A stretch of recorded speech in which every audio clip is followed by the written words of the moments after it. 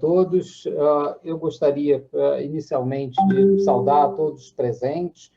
Nós vamos agora passar a um novo painel, né? E, inicialmente, fazendo aqui as saudações, né? Dizer que esse evento é uma realização do Instituto de Direito Administrativo do Rio de Janeiro, né?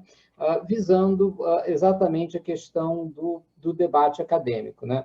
Nosso Congresso de Direito Administrativo é realizado em parceria com o IBDA, o IADA, o IBDP, o IAMS, o IPDA, o IMA, bem como a OAB, IAB, a Escola da AGU, o Mackenzie, o SESC e o Escritório Mendes e Brunício, né? Seguindo o nosso padrão, a gente pediria que todos mantivessem as câmeras e os coisas desligados, né, para a gente ter um pleno aproveitamento, né? Então, eu gostaria, sem mais delongas, né, de passar ao nosso painel, que tem o tema Impactos da Covid-19 nas contratações públicas, né? Então, são duas painelistas que vão apresentar os temas, né? A professora doutora Carolina Zacaner Zocum, que é pós-doutora na Universidade de Coimbra, professora da PUC e procuradora da Fazenda Nacional. E a professora Cristiana Fortini, pós-doutora pela George Washington University, professora da UFMG e vice-presidente do IBDA. Então, seguindo aqui a nossa programação, eu passaria a palavra à doutora Carolina Zacaner Zocum para a sua palestra intitulada Contratações Diretas e Terceirização na Covid-19. Então, doutora Carolina, é um prazer contar com a sua presença aqui e esteja à vontade aí para começar a sua explanação. Sendo o professor Maurício Jorge pela apresentação, agradecer ao professor Emerson Moura pelo gentil convite, honroso convite, de estar aqui nessa noite, vamos dizer assim, em pensamento na cidade maravilhosa. Também deixar minhas palavras de homenagem aqui ao professor Gessé Torres, mestre de todos nós, agradecer a oportunidade de estar novamente com a professora Cristiana Fortini, que é realmente uma inspiração para todos, e dizer que o tema realmente é muito interessante, é um tema que acabei lidando no dia a dia por causa da Procuradoria da Fazenda Nacional, na qual eu atuo na divisão de consultoria em direito administrativo. E vou começar, na verdade, falando da terceirização e da Covid, e depois falar um pouco mais da contratação direta, né? Vou tentar me manter aqui no tempo, tendo em vista o adiantado da hora, e dizer que a gente sabe que os contratos foram muito afetados, todos os contratos, né? A gente não está falando só de administração pública, de a situação entre os particulares, todos nós fomos muito afetados pela Covid, e os contratos terceirizados da administração em especial. Até por conta do que foi dito anteriormente, no painel anterior, a situação de entramos em trabalho remoto, e talvez o trabalho remoto seja algo realmente sem volta, né? Muitos espaços da administração pública hoje estão vazios com os servidores em trabalho remoto.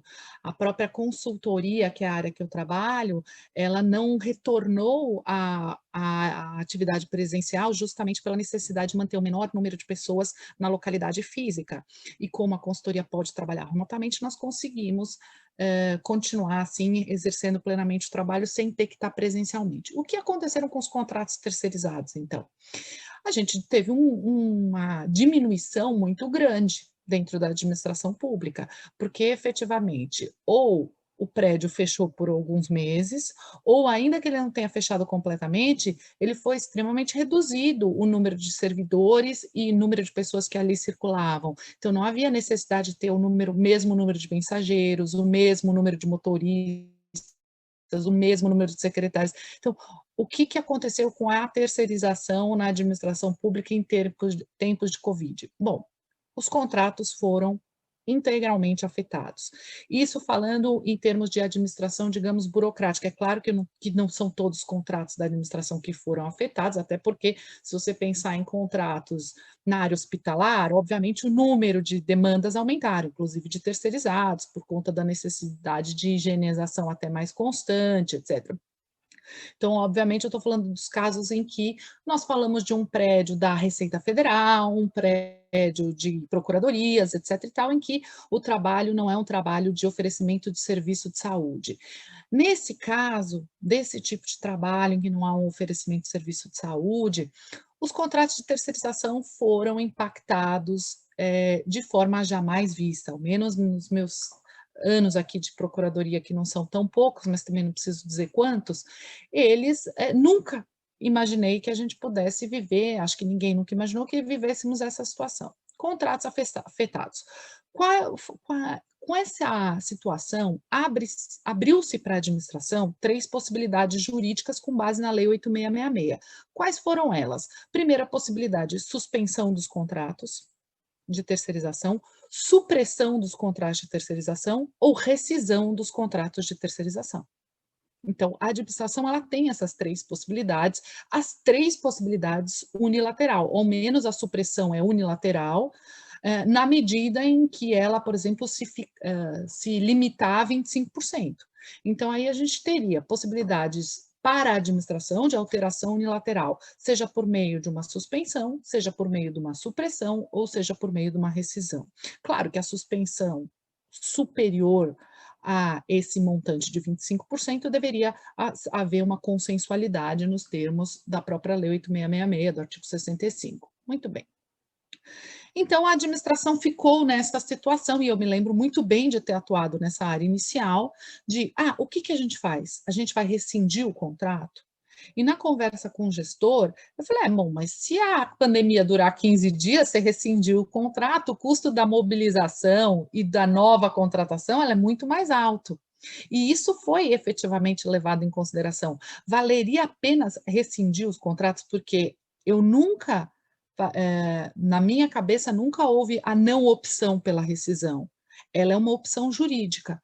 E aí muita gente falava, não, eu vi muitas palestras, muitas lives de pessoas brilhantes falando, não, a rescisão não é uma opção por conta da função social do contrato. Não, ela é uma opção para a administração. O fato de você rescindir não quer dizer que você vai deixar de indenizar eventualmente. Precisa sim colocar numa planilha o custo dessa rescisão frente à possibilidade de suspensão. Muito bem, então a administração realmente, nós tivemos 3 frentes, contratos foram rescindidos, contratos foram suprimidos e contratos foram suspensos, tudo com base na Lei 8.666. E serviços também foram modificados, isso é fato, a gente teve modificações, alterações do contrato de trabalho, possibilitando a utilização do trabalho remoto por parte dos terceirizados. E essa utilização do trabalho remoto tinha sido feita, inclusive, com base na MP 927, que não foi convertida em lei. Né? Então, o que aconteceu nessa situação? Nessa situação, nós tivemos instituição de trabalho remoto, nós tivemos uma parte que não foi, vamos dizer assim, foi suspensa e uma outra parte que efetivamente foi rescindida. Então, nós tivemos essas 3 situações. Agora, com relação à parte suspensa, como foi feita a forma do pagamento? Eu posso pagar se eu não tenho a prestação? Esse foi um problema muito grande, porque no final das contas, na terceirização, você tem o quê? Você tem um lado mais fraco, que é o terceirizado, né? Não estou nem falando do contratado que sofreu efetivamente com o impacto da pandemia, mas nós temos o terceirizado, que é aquele que precisa receber o salário, que precisa receber o próprio auxílio alimentação, etc. Então, como lidar com a terceirização em época de Covid?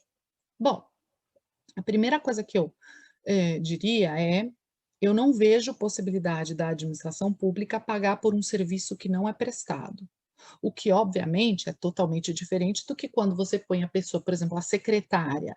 Minha secretária está em trabalho, ficou em trabalho remoto por alguns meses, 4 meses, ela ficou em trabalho remoto. O que acontece? Se ela estava em trabalho remoto, ela vai fazer jus ao pagamento integral do salário dela, mais o vale alimentação, porque o vale alimentação não quer dizer que a pessoa tem que comer fora, o vale alimentação ele faz jus justamente por estar na jornada de trabalho, a jornada dela estabelecer o direito ao vale alimentação, salvo se houver alguma disposição diferente numa convenção coletiva de trabalho específica ali.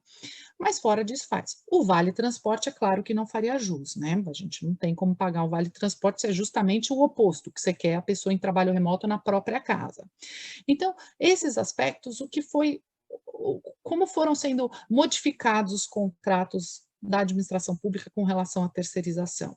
Bom, eu entendi que quando não houver prestação, eu acho que a administração não tem que pagar, e aqui eu acho que a gente vive uma situação que é muito peculiar, é claro, porque alguns entes federativos editaram leis autorizando esse pagamento, e aí fica muito fácil para o gestor, você paga mesmo sem ter a prestação, porque a lei te assegura isso. Mas se não houver uma lei, eu não recomendei em nenhum dos meus pareceres o pagamento para terceirizados que não tivessem prestando trabalho remoto, pela impossibilidade, por exemplo, motorista não estava prestando trabalho remoto, não havia possibilidade, a meu ver, né, de realizar esse pagamento nos contratos de terceirização. Por quê, gente?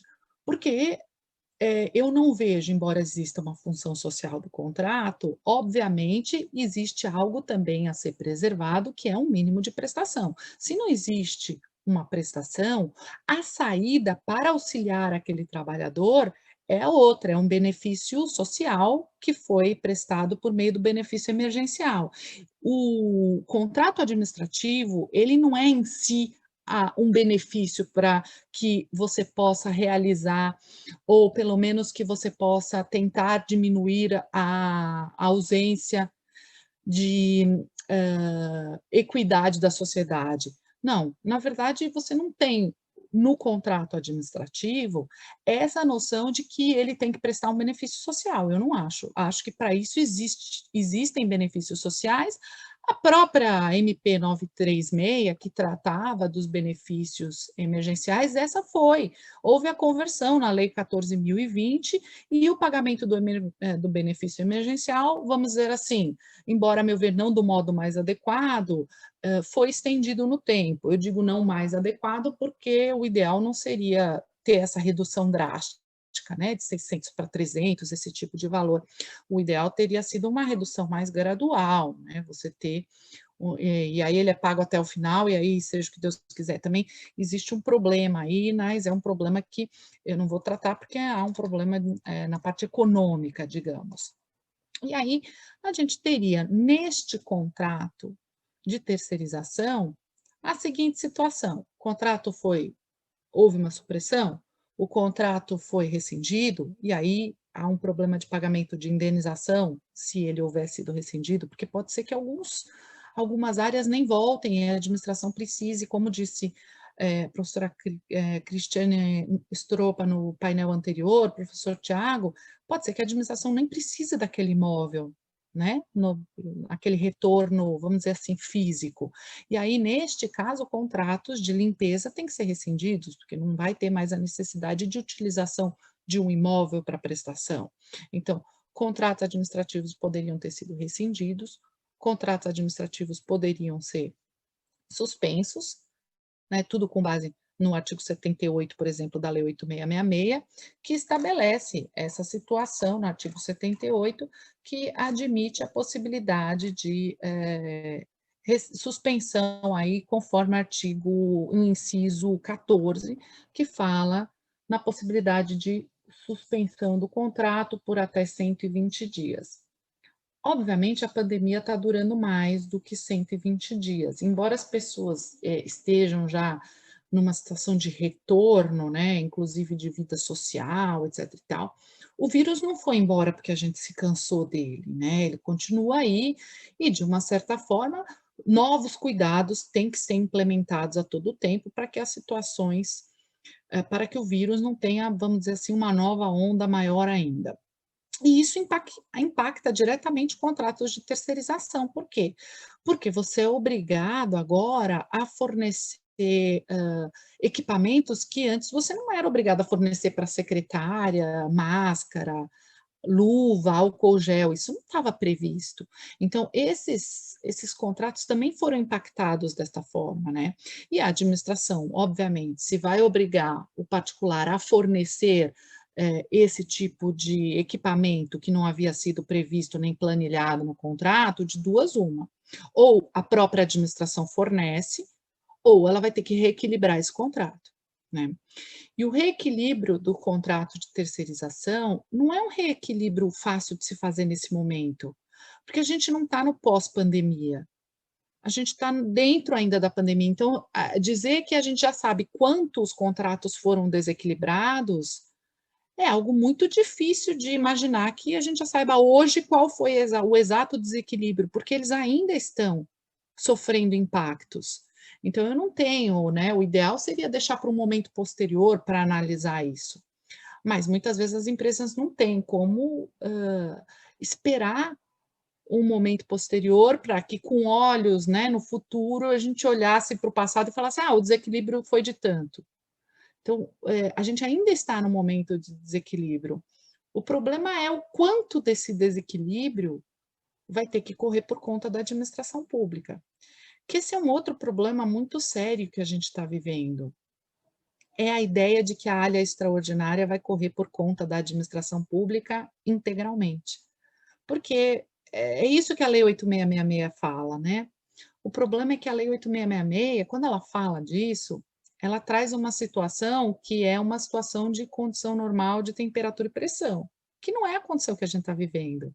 Embora o artigo 65 da Lei 8666, quando ele estipula a teoria da imprevisão, o fato do príncipe, quando ele fala especificamente sobre a necessidade de se manter o reequilíbrio econômico do contrato, ele leva a entender que uma parte se deu mal, que o sinalagma da relação foi desequilibrado, sendo que uma parte se deu muito mal e a outra não se deu mal. Ou ela se deu bem ou ela ficou na mesma.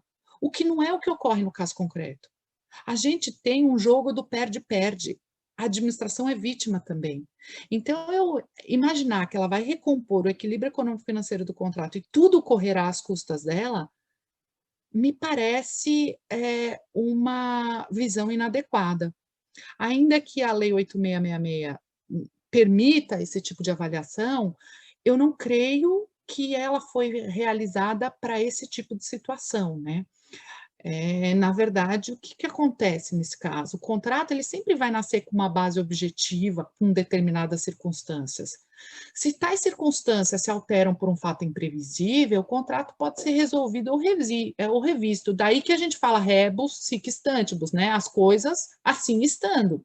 O problema é que as coisas não estão assim estando.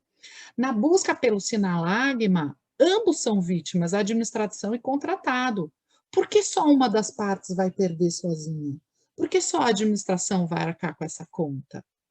Então, eu não acho que ela tem condições financeiras de arcar sozinha com essa conta. Eu acho que aqui o que caberia para o reequilíbrio econômico-financeiro de um contrato é justamente a repartição dos riscos, dos prejuízos oriundos da pandemia.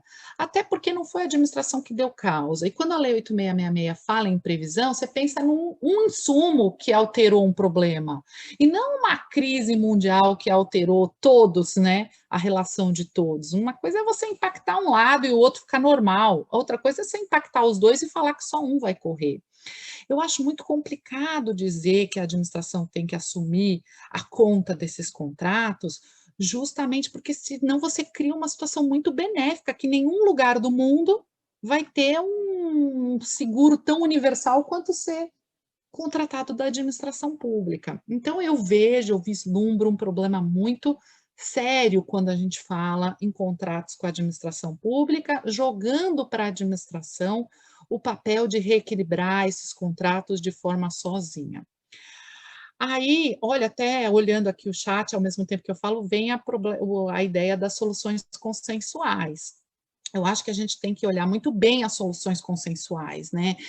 Eu acho que pode vir a ser uma ideia, mas essa ideia tem que ser muito bem trabalhada. Eu não sou a pessoa mais favorável a tudo que ocorre com relação a consensualidade, porque me passa a impressão, e aí eu peço desculpas para a doutora Simone que fez a pergunta, me passa muito a impressão que a consensualidade, via de regra, só é boa por particular. A administração sempre se lasca nessas consensualidades, mas talvez seja porque eu estou do lado da administração pública há muitos e muitos anos, e o cachimbo entorta a boca, então eu tenho uma visão que todas as vezes que fomos para a mesa com matérias de consensualidade, ou ainda que não sejam consensualidade, sejam mecanismos privados de solução de conflitos, como a arbitragem, a administração sai prejudicada. Então, assim, sim, acho que a consensualidade é um ponto de partida, mas ela tem que ser efetiva e ela não pode efetivamente ser algo que o particular acaba sendo o único que realiza, que tem vantajosidade naquilo. Eu fico pensando, que consensualidade tem, muitas vezes antes do esquema da pandemia, antes de ocorrer todo esse problema de pandemia, já se falava em consensualidade na administração pública há um tempo. Aí eu fico pensando, né, o fulano que, por exemplo, não paga os terceirizados.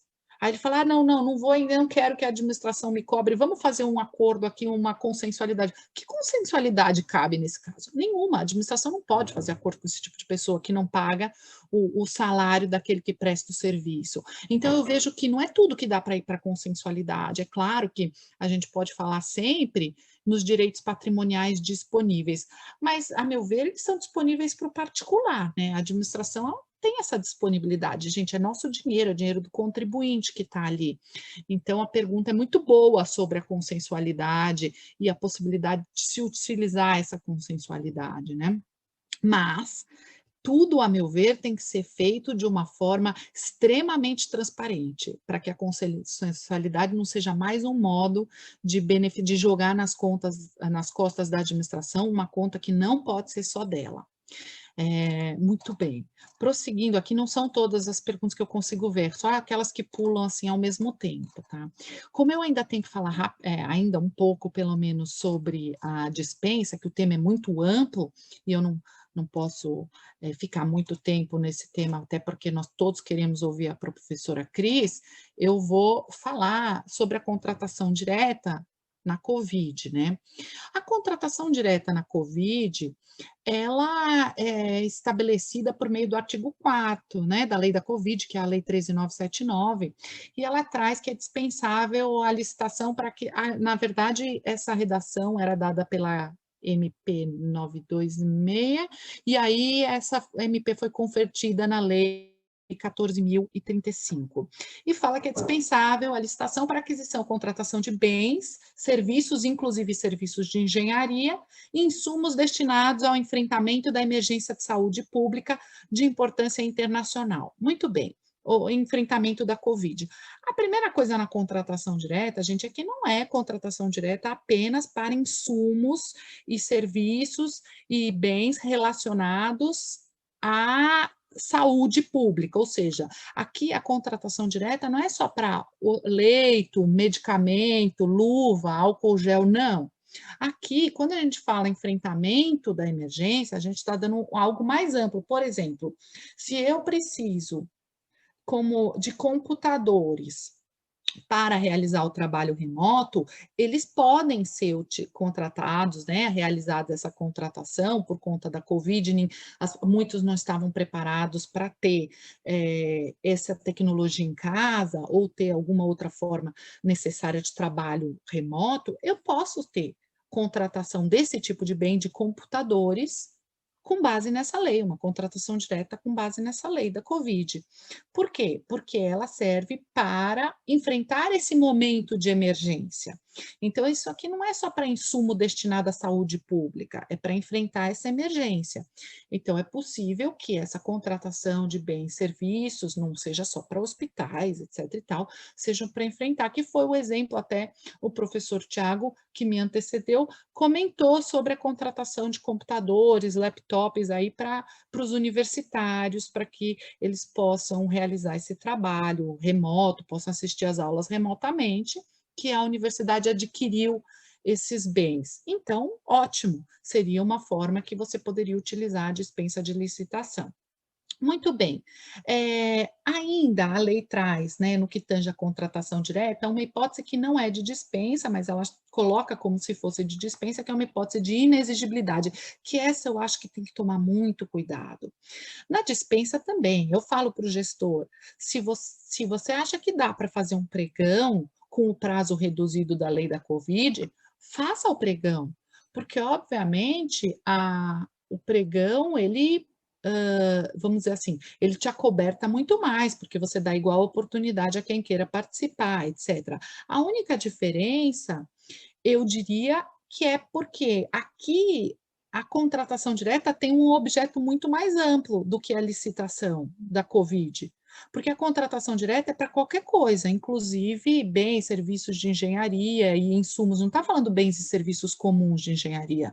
E o pregão, que é a única forma de contratação na Covid via licitação, ele só é para bens e serviços comuns. Então, aqui inverte-se um pouco a lógica, digamos, da licitação, porque a licitação que a Covid, vamos dizer assim, assume, a licitação que a Covid coloca como disponível é um pregão com prazo reduzido, só que o pregão só serve para bens e serviços comuns, ao passo que a contratação direta serve para bens e serviços comuns e não comuns.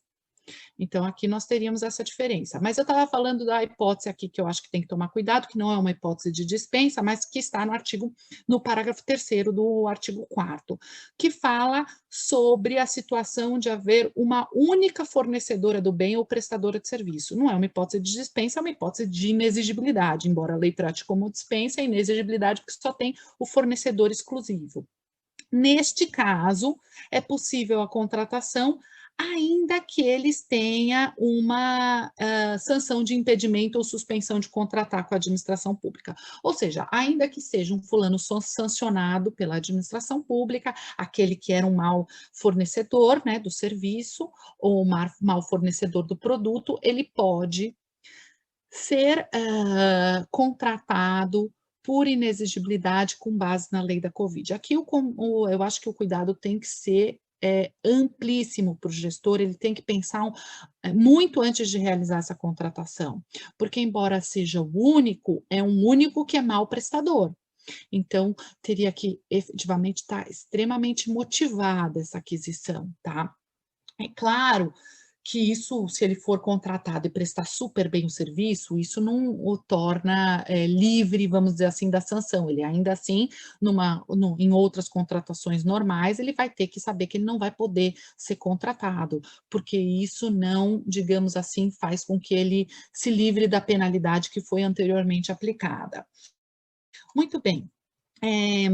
Aí o que nós temos, nesse caso, inclusive, a lei obriga que você exija uma garantia de 10% do valor do contrato. Você não pode não ter a garantia. Atenção, gente, amanhã caduca a MP 961, né, que admitia também o uso do RDC de forma irrestrita.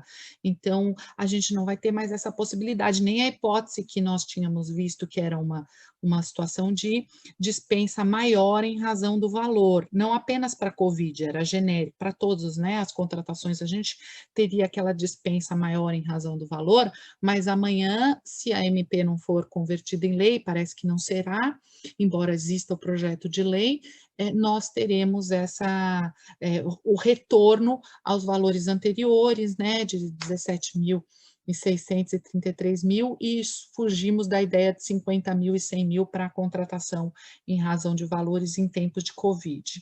Muito bem, gente. O artigo que continua falando sobre dispensa, ainda fala que essas contratações não precisam ser relacionadas a produtos novos, obviamente, podem ser.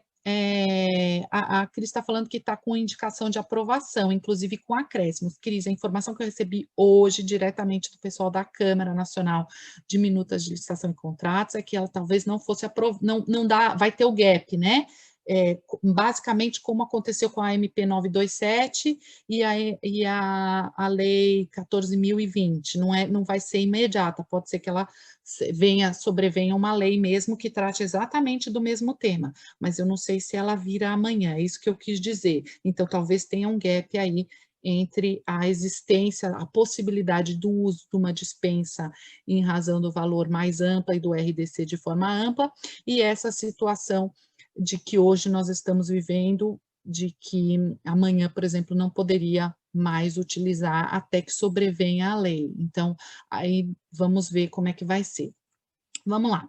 Então, o que acontece? Essa contratação, eu já vou finalizando aqui pelo horário, ela não precisa ser de bens novos, podem ser equipamentos antigos. Agora, a gente tem que tomar cuidado, né? Não é todo equipamento antigo, bens antigos que a gente pode. Você não tem reutilização de luva, não tem reutilização de máscara, obviamente. São alguns equipamentos aqui que não precisam ser novos, mas eles têm que estar em condições adequadas de uso. Muito bem. Na dispensa de licitação, a lei presume que algumas situações já sejam previamente comprovadas. A própria ocorrência da situação de emergência, a necessidade de pronto atendimento da situação de emergência, a existência de risco para as pessoas sem aquela realização, sem aquela aquisição de bens, obras, equipamentos, serviços, etc. Então, a lei já traz uma presunção que normalmente deve ser muito bem justificada pelo gestor, mas ela admite essa presunção. O que não significa dizer que o processo não vai estar documentado e motivado, até porque exige-se um termo de referência, ainda que simplificado, né? E o TCU exige, inclusive, quantitativo daquilo. Por que você está contratando todo aquele... por que você vai contratar 1 milhão de aventais? Você vai usar onde? Eu quero direcionamento, tá? Para saber, isso vai ser usado em quais e quais hospitais. Então, não é que seja livre, que ele pode sair contratando, e isso, obviamente, no futuro vai ser, essas contratações vão ser analisadas, então, quanto mais motivação você tiver para configurar a necessidade que você estava passando, inclusive com relação a preço, que pode ser acima do mercado, etc e tal. A gente abriu alguma coisa aqui. Vocês continuam me ouvindo? Ah, sim. Então, por isso, a gente vai ter essa situação, tem que estar muito bem caracterizada, né? E essa situação tem que estar muito bem caracterizada, o que significa, obviamente, que que os gestores têm que estar preparados para futuramente vir a responder por tais contratações. E a melhor forma de se assegurar é justamente motivar, juntando o máximo de documentos possível, uma pesquisa que, embora ela possa ser dispensada, a lei admite a possibilidade de dispensa da pesquisa, eu sugiro que ela não seja dispensada, porque a gente não sabe, a pesquisa seja, ou mínimo, colacionada o momento histórico, o contexto em que aquilo estava se desenvolvendo, né? A gente não tem nada que possa comparar, né? Algumas decisões com relação a H1N1 que condenaram o gestor, elas não podem servir de base para a gente tratar essa pandemia que não tem nada a ver com a H1N1, que se estende de uma forma muito mais intensa e perigosa do que ocorria com a H1N1, que tinha um remédio compatível ali que conseguia resolver os casos, né? Nós estamos vivendo um momento único, e esse momento único vai ter que receber um tratamento exclusivo. Enfim, com relação à terceirização e com relação à contratação direta, essas eram as ideias que eu tinha para passar, tendo em vista que nós estamos ainda no momento, né? O rolo compressor está passando, então nós não sabemos, né? Não dá para exercer futurologia para dizer que vai ficar tudo bem, em quanto tempo vai ficar tudo bem. Eu espero que fique o quanto antes, que nós podemos voltar à vida normal. Eu não gosto também do novo normal, viu? Igual o professor Tiago, mas eu quero voltar àquela normalidade anterior, se é que algum dia ela vai existir. De qualquer forma, agradeço muito a oportunidade de estar aqui e dizer que para todos continuem se cuidando, porque não é só uma gripezinha. Muito obrigada.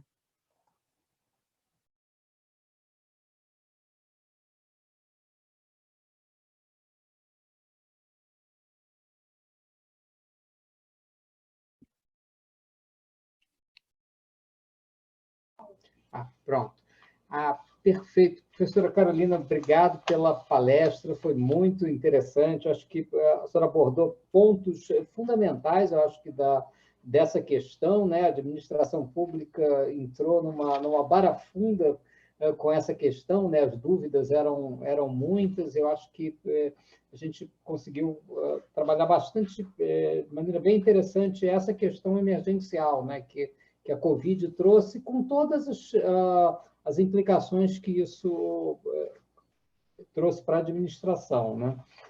Então, vamos passar agora à palestra da professora doutora Cristiana Fortini, que é pós-doutora pela George Washington University, professora da UFMG e vice-presidente do IBDA.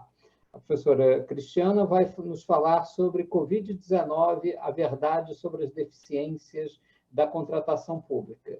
Então, professora, um prazer tê-la aqui. Tem a palavra. Bom, muito obrigada, doutor Maurício, pela introdução.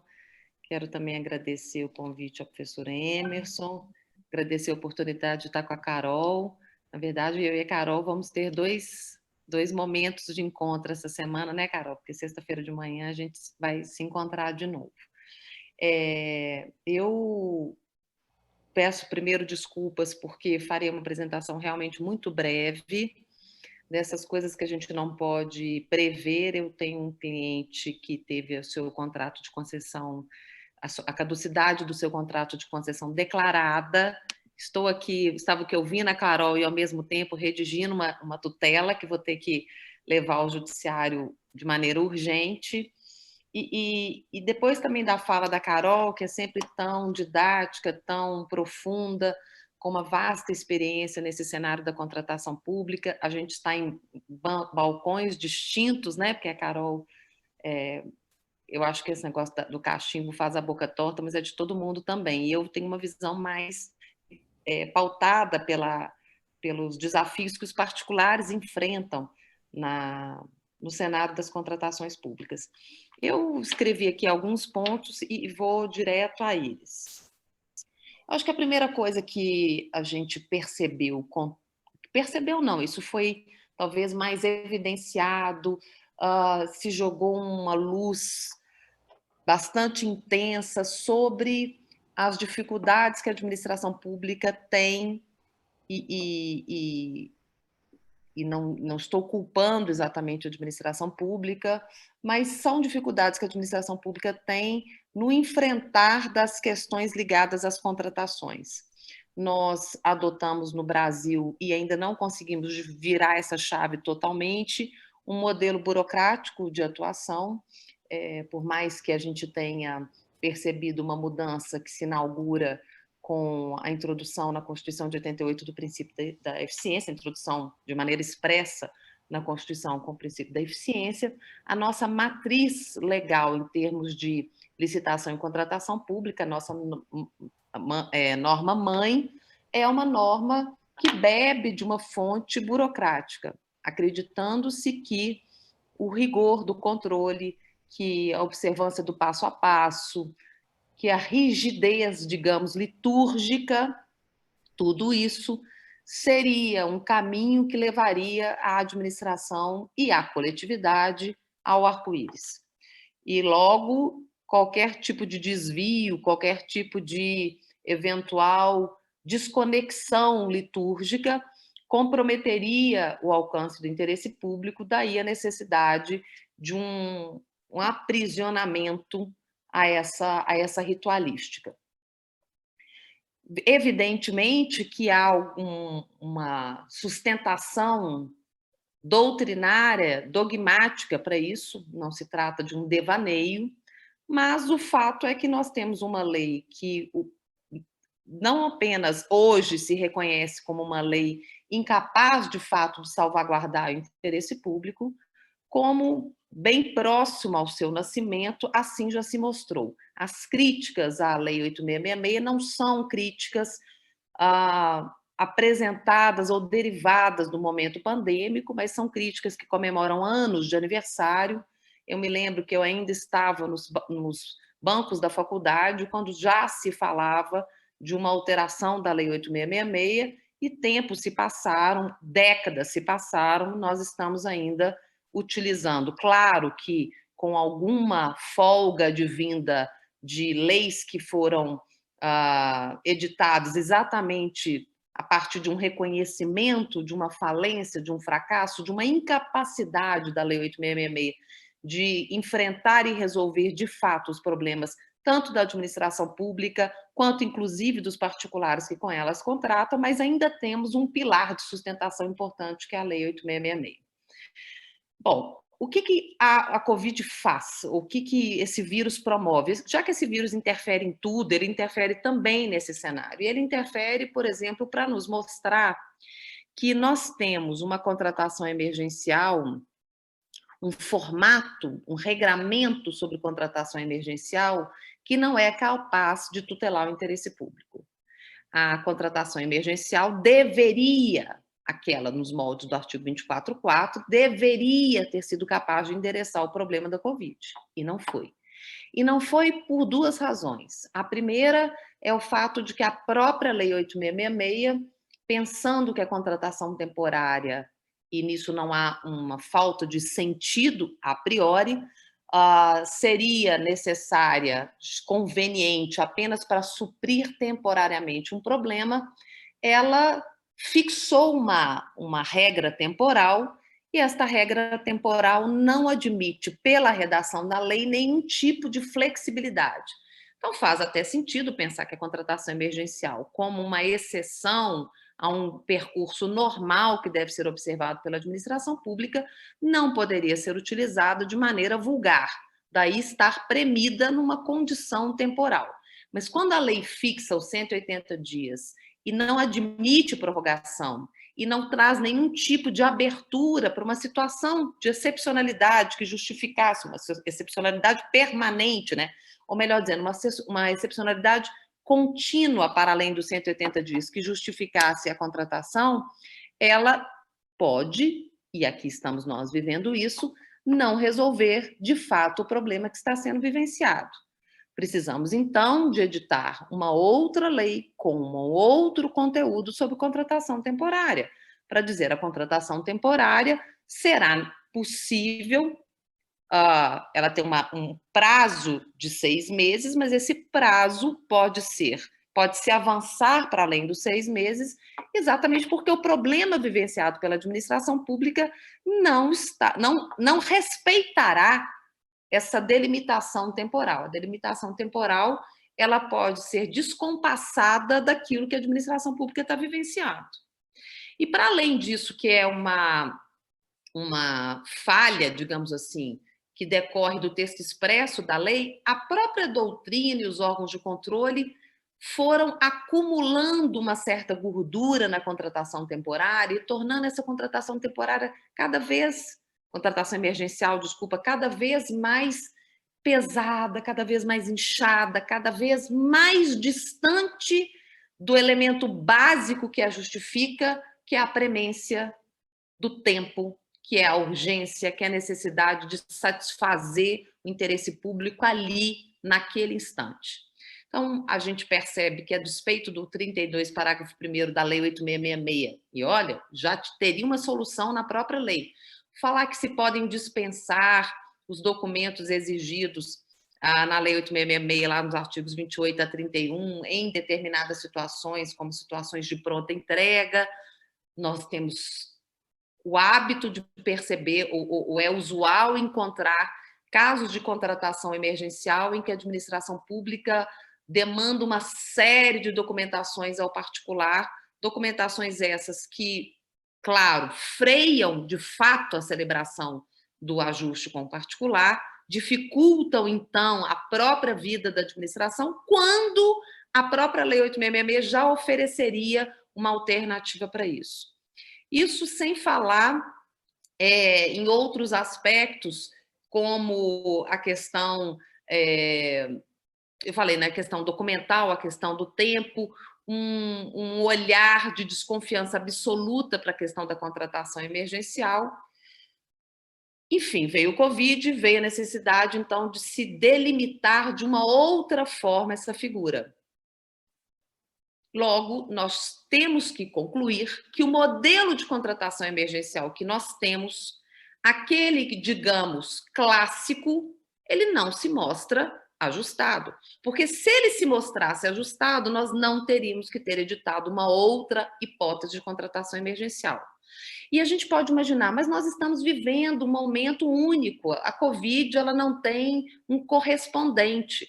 Bom, em termos de saúde pública, a gente até pode dizer que a gente está vivendo um momento único, mas há uma série de outras circunstâncias que usualmente impulsionam a administração pública a fazer uma contratação mais rápida, e essas outras circunstâncias que podem também estar relacionadas à vida das pessoas, a necessidade de oferecer moradia, a necessidade de interligar pessoas que estão isoladas por uma ponte que cai, a necessidade de suprir as pessoas de outros tipos de insumos igualmente importantes, que não só aqueles relacionados ao ambiente de saúde, de que cuida, ligados ao Covid, e ainda assim nós teremos que usar um formato legal que já se mostrou ultrapassado. Então, eu acho que eu começaria do ponto que a Carol deixou, que é de destacar a insuficiência da contratação emergencial, tal como ela está formatada na Lei 8666. Algo que também está escancarado dentro dessa mesma linha da liturgia excessiva ou do excesso de documentação, também é comprovado quando a lei que está a nos conduzir nesse momento pandêmico, a Lei 3979, ao falar de termo de referência, ela suaviza as exigências a ele relativas. Ou seja, ela reduz informações que usualmente são demandadas daqueles que estão a elaborar termos de referência, e não, com isso, de alguma forma, fragilizando o interesse público. Reconhece a lei que pode haver, ou que há, uma exigência demasiada de documentação e de informação, e que é possível perfeitamente retirar algumas dessas exigências, sem com isso fragilizar, sem com isso deixar de preservar o interesse público. Portanto, também me parece que estamos diante de um sinal, de uma luz que quase cega, de tão clarividente que ela é, de que, segundo a qual é preciso revisitar a forma, o excesso de condições, o excesso de peso, de sobrecarga que se coloca para aqueles que elaboram termos de referência. Há casos, e é bem comum ver isso, em que os termos de referência trazem regras que vão estar na minuta de contrato. Então, você tem um termo de referência, você tem termo de edital de licitação, você tem termo de referência, você tem a minuta do contrato e há uma identidade parcial entre esses documentos. Vale dizer, o termo de referência poderia estar despido de algumas informações porque elas já estão pulverizadas em outros documentos que instrumentalizam a licitação. Regras sobre sanção, regras sobre condições contratuais, tudo isso a dificultar de fato que o termo de referência fique produzido, que ele se complete, que, enfim, ele esteja apto a integrar a lista de documentos que serão levados ao conhecimento da população. Também acho interessante, acho que é uma provocação, vermos que a Lei 3979, ainda que de maneira bastante pontual e dizendo claramente que isso não é regra, admite que a administração pública contrate empresas declaradas inidôneas. Bom, a professora Cristiana Fortini teve um surto, né, neste momento, e está aqui em plena rede internacional de computadores a defender que seria algo absolutamente trivial, algo a ser usado diuturnamente, a contratação de empresas inidôneas. Não, não é isso. O que ocorre, entretanto, é que a partir do momento de que o legislador reconhece que em situações pontuais, em situações excepcionais, é o que diz a lei, é possível contratar empresas inidôneas, ele sopesou o interesse público na punição das empresas e no seu defenestrar, no seu afastamento do cenário das contratações públicas, visto como algo que poderia ser importante, e comparou isto com a necessidade da coletividade, com a necessidade da própria administração pública de ter acesso a um objeto, a um serviço que não se encontra de maneira fácil. É exatamente essa premissa que justificaria a utilização da contratação de empresas inidôneas. Aquela empresa, a despeito daquela mácula, é a empresa capaz de resolver o interesse da coletividade, capaz de satisfazer o interesse da coletividade. E aí esta previsão legal, ela me faz pensar em algo que nós já estamos discutindo no Brasil, que é a ideia de colocar em xeque esta verdadeira paixão, que não é só do ordenamento jurídico, dado que isso também está sendo confrontado e repensado em vários outros países, Estados Unidos, nos países da Europa, que é essa obsessão, essa crença de que é a punição a alternativa, ou às vezes o caminho que levará mesmo a um enaltecimento do interesse público. Daí que, se temos um servidor público que agiu de maneira desacordada com a legislação, temos que mostrar para ele que isso não se faz, temos que repreender o comportamento dele, temos que sancionar. Se temos uma empresa contratada pela administração pública que também age em desacordo, quer com o contrato, quer inclusive com dispositivos legais, o seu comportamento não está em sintonia com a legislação ou com o contrato, qual é a fórmula certa de endereçar o interesse público?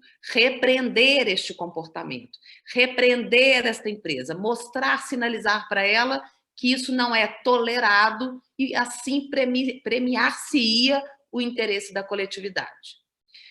Nós temos vários estudos importantíssimos no Brasil a respeito disso, mas eu quero até dar um passinho atrás para dizer, e eu quero até corrigir, pós-doutor é um termo que não é um termo preciso, né? Eu fui visiting scholar lá na George Washington e, estando lá, examinando o diploma federal de licitações e contratações públicas dele, lá, como nós todos sabemos, o Estado se organiza de uma outra forma, e em matéria de licitação e contratação pública há uma maior autonomia dos estados para legislar a respeito disso.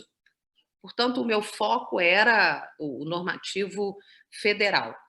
E eles olham para essas situações que poderiam levar a uma represália, uma reprimenda pública, já de há muito tempo, com um jeito diferenciado, porque aquele modo pragmático do norte-americano recomenda, né, ou digamos, o direciona a pensar o seguinte: em tese, se essa empresa realmente agiu de maneira grave, a ponto de se pensar que a sua presença é uma presença incômoda, uma presença nefasta, ela disturba o ambiente de integridade das contratações públicas, sim, tem que se imaginar que a solução seria a da aplicação de uma sanção que eliminasse essa impureza que ela causa, a deslocar-se para fora do cenário da contratação pública. Entretanto, eles, em lei, reconhecem que há determinadas circunstâncias que vão levar a uma dupla penalização. Pune-se a empresa pelo seu comportamento incorreto, pelo seu comportamento irregular, mas essa punição, ela reverbera também para a própria administração pública e para a coletividade. Quando se elimina uma empresa do ambiente de contratação pública, elimina-se um possível ofertante, elimina-se um possível licitante, diminui-se, e aí a depender de quão maduro, quão pleno este mercado isso é mais ou menos significativo, diminuem-se as ofertas, as possibilidades da administração pública. E assim, às vezes, aquela punição que deveria ser alguma coisa comemorada ou, digamos, alguma coisa bastante sintonizada, em harmonia com o interesse público, passa a não ser. Esta possibilidade de contratar empresas inidôneas, que se tem em face do momento pandêmico, que se tem na lei maior, digamos assim, a nos conduzir nessa difícil travessia, ela, de certa forma, toca nesse ponto. É admitir, bom, a declaração de inidoneidade, se levada a efeito a forma normal de se olhar esta empresa, está a causar um problema para a própria coletividade. Aquela coletividade que se queria proteger, que se queria salvaguardar, é vítima da administração pública, com o ato que a administração pública praticou, claro, não pensando nisso, de defenestrar a empresa do cenário dos contratos públicos.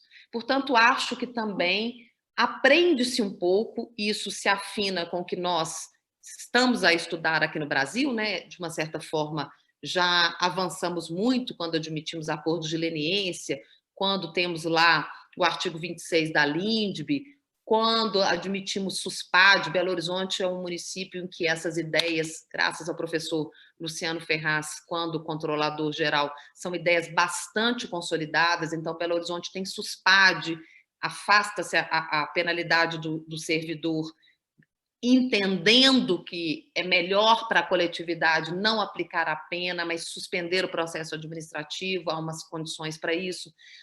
Termos de ajustamento de comportamento que o controle interno também faz com os demais órgãos, sempre nessa tentativa de serenar e de evitar que a sanção possa, como eu disse, repercutir negativamente para vitimizar também a coletividade.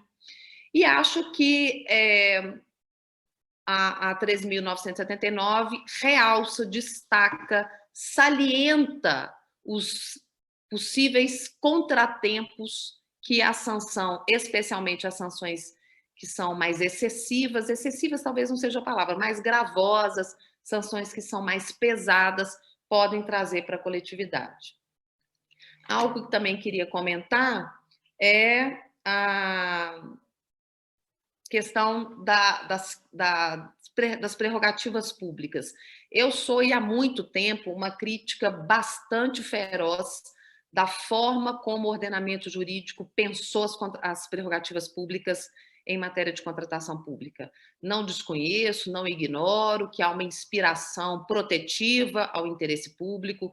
Então, supostamente, através dessas cláusulas exorbitantes, está se protegendo o interesse da coletividade, mas seja porque eu estive 12 anos do lado de lá da administração pública e compreendo e percebi, testemunhei muitas vezes o mau uso dessas cláusulas exorbitantes, seja do lado de cá, que percebo também que os operadores econômicos são muito vitimizados, não estou querendo dizer que existam só santos entre os operadores econômicos e que as empresas sejam centros de excelência todo o tempo, mas percebo que esse mau uso, esta vulgarização na utilização das cláusulas exorbitantes, que pelo próprio nome já não deveriam ser usadas no seu cotidiano como se cuidassem de cláusulas comuns, traz também uma série de mazelas para o interesse da coletividade. Vejam que admitir que uma empresa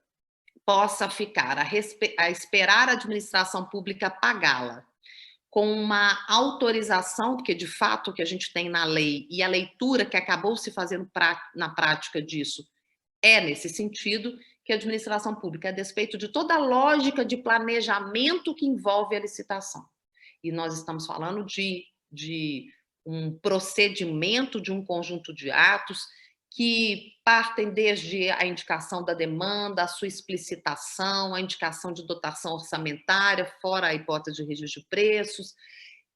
Apesar de toda essa densidade, cuja finalidade máxima é exatamente fazer com que aquilo não seja fruto de um devaneio, de uma manifestação impensada, mas que seja resultado de um amadurecimento da vontade da administração pública em ter aquela obra, aquele serviço, aquele produto, seja lá qual for o objeto da contratação.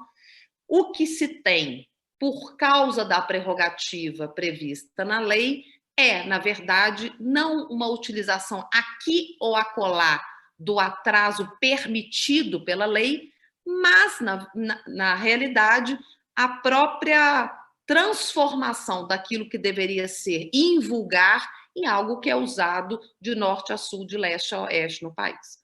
E, claro, esta cláusula exorbitante, como outras cláusulas exorbitantes, como a da rescisão, que não é pautada pela falta, pelo comportamento incorreto, pelo descompromisso do particular, mas é pautada por uma não vontade mais da administração pública de manter o vínculo, sanções que são aplicadas só numa mão. Estou, claro, eliminando da nossa conversa os contratos que contêm conteúdos diversos, como é o caso dos contratos de parcerias público-privadas, mas eles são uma exceção na regra, na vida cotidiana da administração pública. Na vida cotidiana da administração pública, ela aplica sanções ao particular, e o particular, que obviamente não estou imaginando que vai aplicar uma suspensão ou uma inidoneidade, não tem uma via de mão dupla. Não há grandes consequências para as situações em que a administração pública rompe as cláusulas contratuais que ela também deveria respeitar, ou que são dirigidas a ela. Na própria questão dos atrasos de pagamento ou em outras situações em que a administração pública age de maneira ofensiva ao contrato que ela redigiu e que ela também é signatária, não há maiores consequências. E a reação dos operadores econômicos a isso, para além dos outros riscos a que eles estão submetidos quando contratam com a administração pública, riscos relativos a controle, responder a ações de improbidade, que nós sabemos nascem assim como pragas, né? Impressionante o tanto de ação de improbidade, ou também a questão do controle feito pelas cortes de contas, que se dá em descompasso temporal flagrante, né? Na verdade, eu estou acumulando problemas aqui. Riscos políticos, porque o princípio da impessoalidade parece não ser algo compreendido pelos gestores.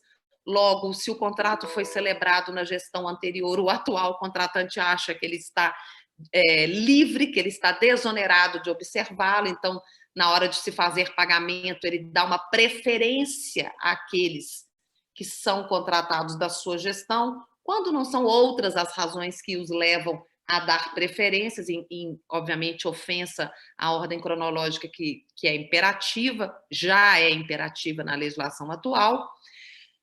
Acho que esse repensar das cláusulas exorbitantes é importante. E por que eu estou fazendo uma correlação disso com o Covid? Estou fazendo uma correlação disso com o Covid porque, embora não seja cláusula exorbitante, a questão do pagamento antecipado, que sempre foi vista com bastante desconfiança, sobre a orientação de que a administração pública primeiro deveria receber aquilo para depois pagar, ela tem um link, uma relação com a questão das cláusulas exorbitantes no seguinte sentido: tudo isso junto e misturado, cláusulas exorbitantes como vedação ao pagamento antecipado, dificultam a vida do particular no seguinte sentido: ele só tem uma forma de se proteger de tudo isso, de todo esse exército que se coloca contra ele. A única forma que ele tem de se proteger é cobrar mais caro. Ele cobra mais caro porque ele não sabe quanto que ele vai receber, ele cobra mais caro porque ele pode ser punido pela administração pública. A administração pública, muitas vezes, usa essa sua prerrogativa punitiva com um tom de ameaça. Então, o particular tem que fazer aquilo, porque senão já se recebe lá uma notificação de um PAP, às vezes não necessariamente coisas exatamente lícitas, exatamente morais, mas há um tom de ameaça, de receio. E Consequentemente, o particular fala assim, bom, a minha arma contra a administração pública é o preço. Precisam deles combinarem preço. Eles todos sabem quais são os desafios que eles vão enfrentar. E, portanto, eles engordam a proposta. Se nós não admitirmos que essas cláusulas, quando efetivamente precisarem ser utilizadas, elas têm que ser vistas como excepcionalidades. Se nós, de fato, não analisarmos que elas, embora possam ter sido pensadas como um instrumento de proteção ao interesse público, elas servem para diminuir o interesse pela contratação com a administração pública, ou servem para estimular exatamente esse uso de coletes, e é próprio do colete à prova de bala, né? Ele engorda mesmo, ele infla é um jeito, enfim, diferente de falar, mas ele estufa. Nós vamos continuar tendo contratos mais caros. A população acha que os contratos são mais caros por corrupção. Sim, corrupção é um dado que, obviamente, alavanca os contratos. Mas não é só a corrupção que alavanca os contratos, não é só a ilicitude que alavanca os valores dos contratos. A nossa própria ordem jurídica faz com que as empresas adicionem gordura nas suas propostas, porque é a única forma que elas têm de evitar, de compensar aquilo que pode advir da sua relação com a administração pública. Logo, acho que nesse momento em que se percebe que se precisa do operador econômico para pensar na questão do primado da vida, se precisa do sujeito que tem um respirador, se precisa efetivamente ir ao mercado, porque a administração pública naturalmente, nem seria de se imaginar o contrário, não dispõe de todas as coisas no seu quintal, ela precisa de se apoiar, se ver socorrida pela iniciativa privada, esse ambiente de hostilidade precisa ser revisitado, porque nem a administração pública é toda formada por pessoas de índole indiscutível, nem a iniciativa privada é um recanto dos baluartes da moralidade. E se nós não temos santos de lado a lado, nós temos que contar que a regra jurídica seja a ferramenta mais importante de apoio da coletividade. E esta regra jurídica não pode funcionar às avessas do que seria o seu destino, do seu compromisso inicial.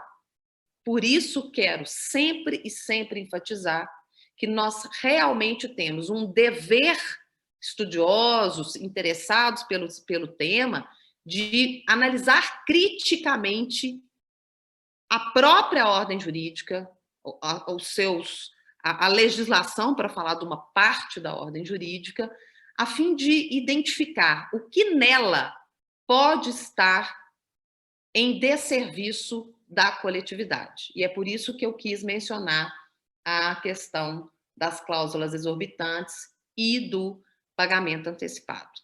Essas eram as minhas considerações, doutor Maurício. Quero me colocar à disposição caso exista alguma pergunta e quero mais uma vez agradecer a oportunidade e mandar um abraço para a cidade maravilhosa. Agradecendo, então, a professora Cristiana Fortini, eu acho que esses aspectos que a professora colocou são extremamente importantes, porque é exatamente essa relação com o particular, né, e o fato evidente de que elas acabam encarecendo as contratações públicas, né? Então, essa não adequação da lei, né? A professora lembrou bem a questão da Lei 8666, né? Que todo mundo passou por isso, né?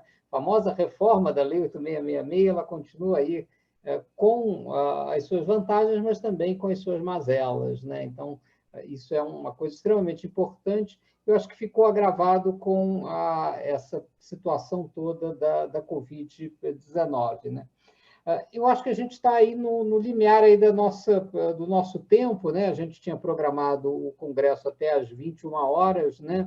Então, a gente não vai poder abrir para perguntas, né? Mas vamos ter a continuação do nosso congresso aí amanhã e depois da manhã, né? Então, eu gostaria de fazer o encerramento do nosso congresso aqui, desse dia, né, desse primeiro dia do nosso congresso, fazendo, então, o convite para os nossos próximos debates, né? Então, amanhã, a partir das 10 horas, nós teremos o painel O Controle da Administração Pública em Tempos de Covid-19. Às 11h30, uma mesa de debates com impactos da pandemia da Covid-19 nos contratos e serviços dos estados e municípios, tendo como debatedores Bruno Vieira da Rocha Barberato, João Paulo Lacerda da Silva, Renata Fabris Pinto Gurjão. Às 14 horas, seriam os grupos de trabalho de direito administrativo. 18 horas, uma nova mesa de debate, serviços públicos e pandemia da Covid-19, aí uma mesa exclusivamente de professoras, né? A professora Lígia Maria Silva Melo de Casimiro e a professora Adriana Schier. E às 19h30, finalmente, responsabilidade civil em termos de pandemia da Covid-19. Então, agradecendo aí a presença de todos, agradecendo muito as professoras Carolina Zocum e Cristiana Fortini aqui, um debate incrível aqui nessa noite, e convidando a todos aí para a continuação do nosso congresso aí na semana que vem. Então, dou por encerrada aqui as atividades do nosso congresso.